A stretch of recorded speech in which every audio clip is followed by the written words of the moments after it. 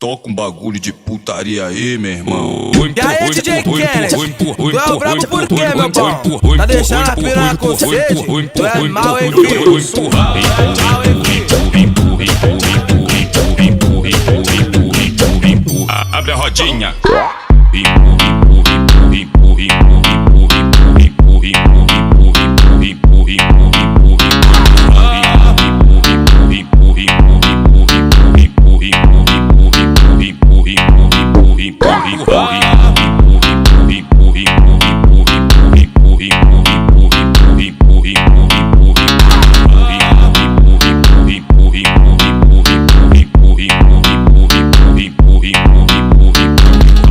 Te deixou deprimente, solta na madruga, só que tu encontrou a tropa. Certa que machuca, só fica de quatro, nós te empurra, empurra, empurra. Só fica de quatro, nós empurra, empurra, empurra. Só fica de quatro, nós empurra, empurra, empurra. Só fica de quatro, nós empurra, empurra, empurra, empurra, empurra, empurra. Só fica de quatro, nós empurra, empurra. E aí, DJ Kennedy, tu é o brabo por quê, meu pau?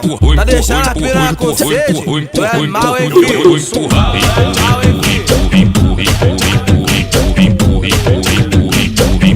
Abre a rodinha.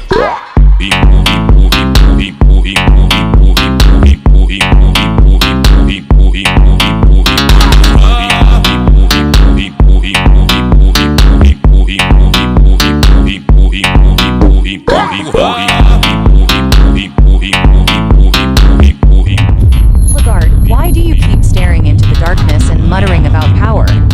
I have no knowledge of any of this. This is so bizarre. You so fucking precious when you smile.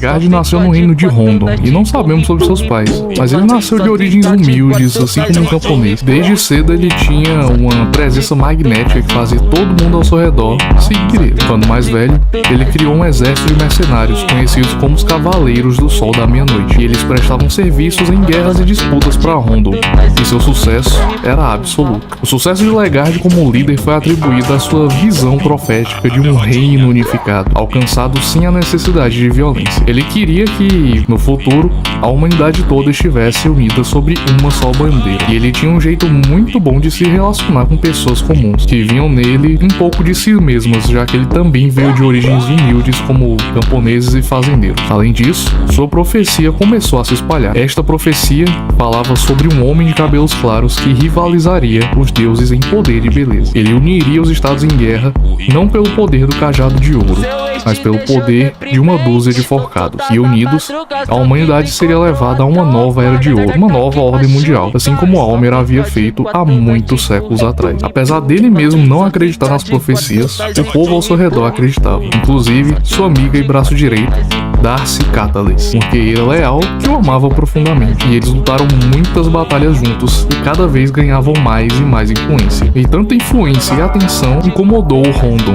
Eles viam essa profecia como uma ameaça e temiam que ele criasse uma revolução que destronaria a elite. E para sorte deles, o Legard logo cometeria um erro. Enquanto ele buscava uma forma de unificar a humanidade, ele percebeu que mesmo que ele se tornasse um rei, ele eventualmente ia morrer e tudo seria perdido. Em seus sonhos, seus problemas foram ouvidos por Nilvan, a Perpétua. Ela o visitou e pouco a pouco o guiou e deu as respostas que ele precisava. E então, isso mudou o Legard. Ele se tornou mais recluso, dedicou seu tempo a estudos de textos antigos e ao ocultismo. Ele ficou obcecado por relíquias e artefatos e eventualmente isso o levou a invadir Oldegard em busca do Cubo das Profundezas. E isso provavelmente foi a Nilvan que falou para ele que estava lá. Ele estava disposto a usar todos os meios necessários para obter a relíquia, incluindo a violência. E ele matou todos que estavam em seu caminho. Esse ato de violência contra Oldegard foi o que deu a Rondon uma desculpa para fazer dele o vilão na opinião pública e justificar sua prisão. Então o exército do Sol da Meia-Noite perdeu a batalha e Legard foi capturado e enviado para as masmorras. Nas masmorras ele foi torturado constantemente por Thorkel, até que o capitão capitão das masmorras Rudmer recebeu ordens da alta sacerdotisa Selene para levar Legarde até as catacumbas, pois ela queria resolver assuntos com ele. E essa sacerdotisa nunca aparece no jogo, ela só é mencionada em cartas, mas é ela que causa a morte de Legarde, sacrificando ele caso você não chegue a tempo. Existem teorias sobre quem ela é, mas eu acredito que ela é Nilvan disfarçada. Veja bem, o verdadeiro objetivo da Nilvan foi arquitetar todo esse plano para que pudesse levar à ascensão da garota, a sua própria filha, cujo pai é o Legarde. Então, sem mais necessidade para ele, com as profecias podendo significar algo que impedisse a garota de ascender, ela mata Legarde. E isso inclusive acontece em uma demo antiga do jogo, mas é claro, a história mudou desde então. Bom, mas na verdade é que esse plano do Legarde foi criado por ele mesmo. Ele sabia que seria capturado e mandado para as masmorras, e é lá que ele pretendia ir para realizar sua ascensão. O seu plano era imitar todas as almas, por exemplo, a alma do tormento através da tortura da masmorra, a alma da iluminação através do cubo, a alma perpétua através do encontro com Nilvan em seus sonhos e a alma da dominação através de sua campanha em Odegaard. Então, isso faria ele um ser único para se tornar maior do que todos os novos deuses. Pois se você não sabe, os novos deuses representam as suas crenças e a sua alma. Então, se ele imitaria todas as almas, ele iria ascender em algo diferente, digamos assim, algo maior. E para isso, ele manipula todo mundo quando é resgatado, fingindo ter amnésia e tentando guiar o grupo para Ma'abre. E caso ele consiga e você leve ele até o trono da ascensão no Templo Dourado, ele vai revelar tudo e vai pro vazio, se tornando um novo deus. E lá no vazio você pode encontrar e conversar com ele. E ele estará aqui, o Rei Amarelo. E sim, eu sei que o Rei de Amarelo é o nome de Rastur, que é uma divindade do universo Lovecraftiano, mas fora a aparência visual que foi inspirada, eles não têm nada a ver.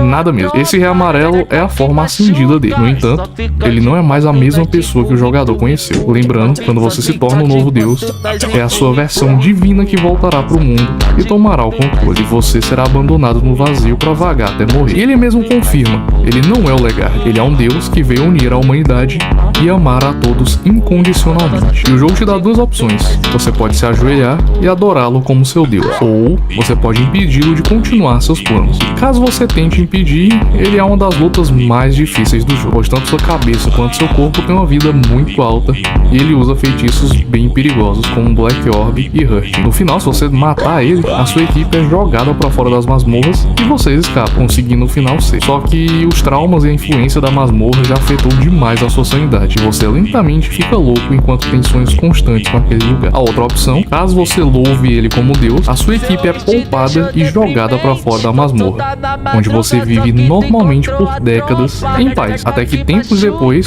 você ouve sobre o retorno dos Cavaleiros do Sol da Meia-Noite e o seu lendário capitão Legarde. O homem misterioso estava unificando o ocidente em um ritmo muito preocupante. Era como se os próprios deuses antigos estivessem do seu lado. E então ele acabou se tornando o Rei Amarelo, conhecido como líder de um poderoso império do ocidente. Ele trouxe prosperidade e uma era de ouro ao povo de lá, algo que nunca foi visto antes desde que Almer voltou dos mortos e estabeleceu a antiga ordem mundial em uma era de ouro. Porém, sempre tem algo errado na história. O personagem do jogador nunca está realmente convencido dessa benevolência e desse altruísmo do Rei Amarelo. E o próprio nome Rei Amarelo deixou eles intrigados, principalmente por como as campanhas do Legarde davam sentimentos estranhos em todos que presenciavam elas. Então, décadas depois, quando o jogador já envelheceu, durante sua moradia no Reino de Rondo, eles conseguiram ver o Legarde passeando pelas ruas sendo adorado pelo povo. Então o jogador finalmente entende de onde veio o nome Rei Amarelo. Ele ainda parecia o mesmo de quando vocês dois deixaram vazio. Era quase exatamente igual,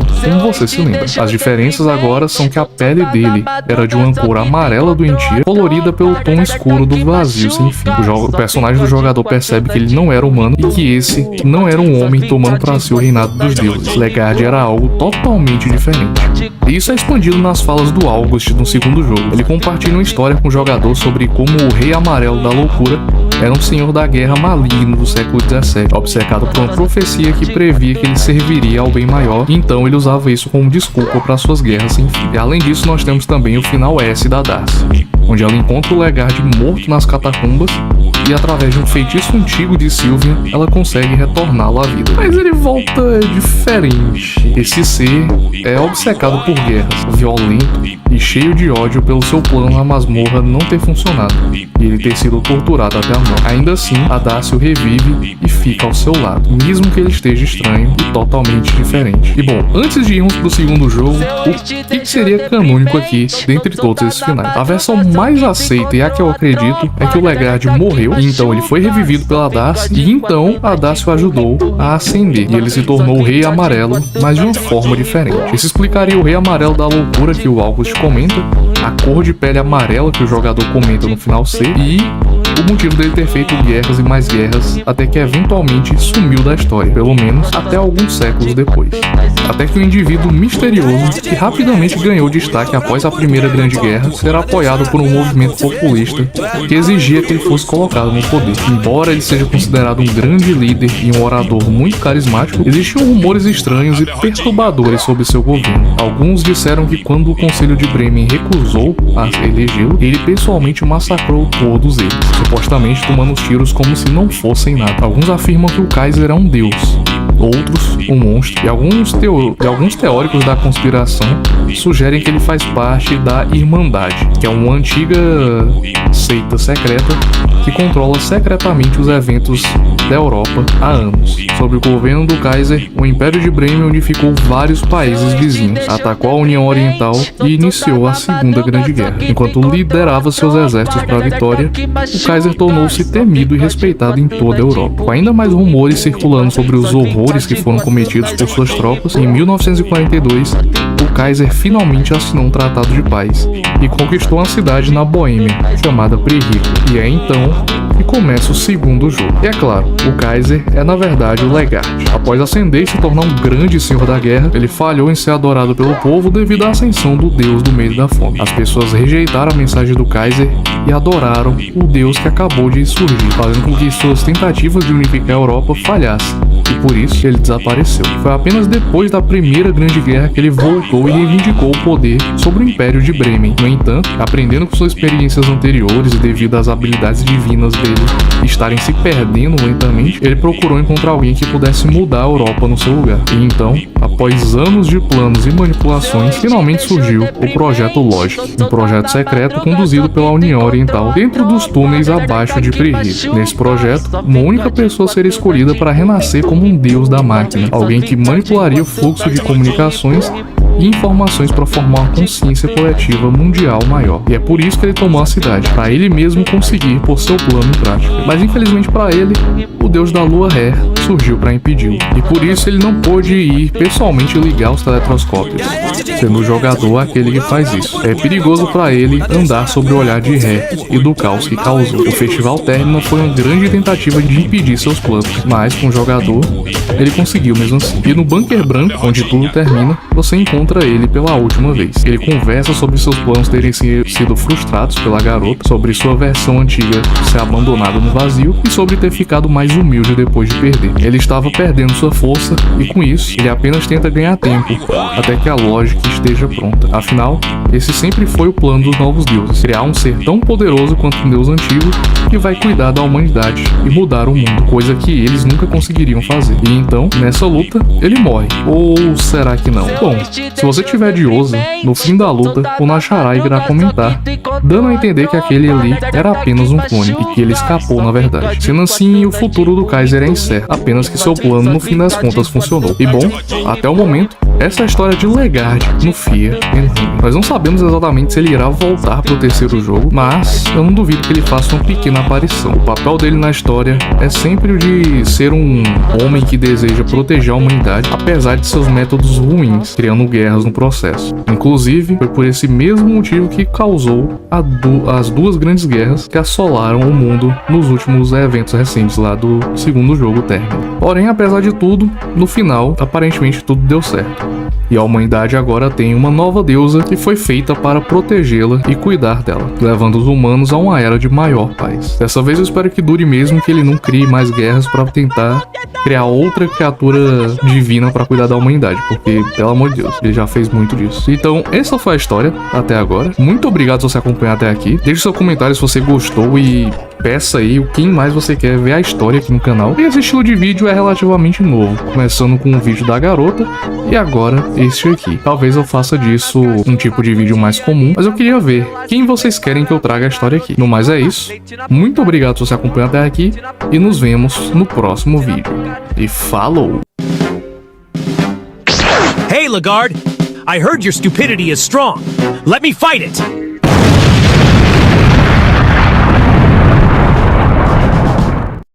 Man, why does your plan fail after 30 minutes? Why is your only hope that your quote-unquote female friend will run headlong to save you? I'm speechless. Your stupidity is much stronger than I expected. But you know what? You have my respect for weaponizing intellectual disability.